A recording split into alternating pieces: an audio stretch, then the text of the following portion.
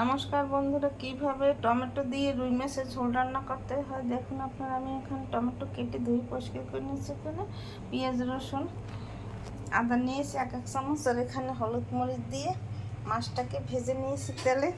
চুলে ধরিয়ে দিয়েছি, চুলে ধরিয়ে কড়াই দিয়ে দিয়েছি। এখন কড়াই গরম হয়ে গেছে, 1 টেবিল চামচ তেল দিয়ে দিলাম। তেলের মধ্যে পেঁয়াজ রসুন আদা দিয়ে দিলাম। পেঁয়াজ রসুন বাদামি কালার হয়ে গেছে। এখন একটু সামান্য জল দিয়ে দেবো, মশলাটা যাতে না পড়ে সেই জন্য।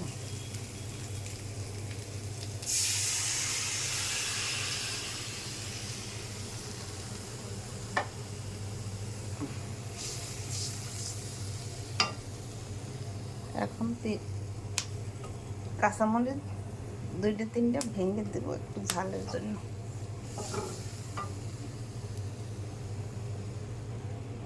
লবণ 1/2 চামচ,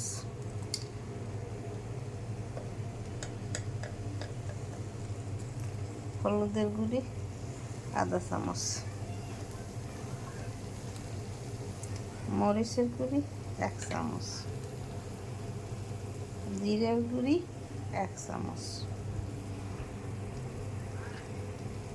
ধনের গুঁড়ি 1 চামচ,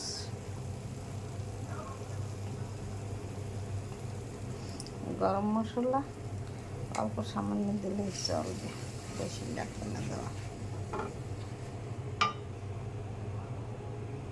এখন আর একটু তেল দিয়ে দেবো 1 টেবিল চামচ, বেশি লাগবে না। এইভাবে মাছের ঝোল রান্না করে খেলে খুব সুস্বাদু হয়।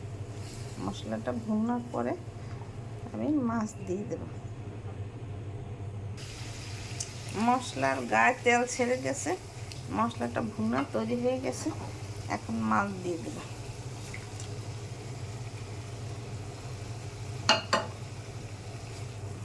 মাছ দিয়ে টমেটো দিয়ে দেব।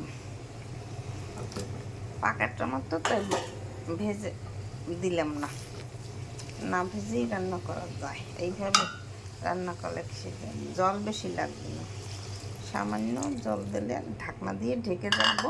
কিছু সময় ঢাকনা দিয়ে ঢেকে রাখলেই তৈরি হয়ে যাবে আমার রুই মাছের ঝোল। 2 মিনিট পর ফিরে এসছি, আমার ঢাকনা তুলে দিলাম। এই দেখুন আমার টমেটো দিয়ে রুই মাছের ঝোল রান্না তৈরি হয়ে গেছে।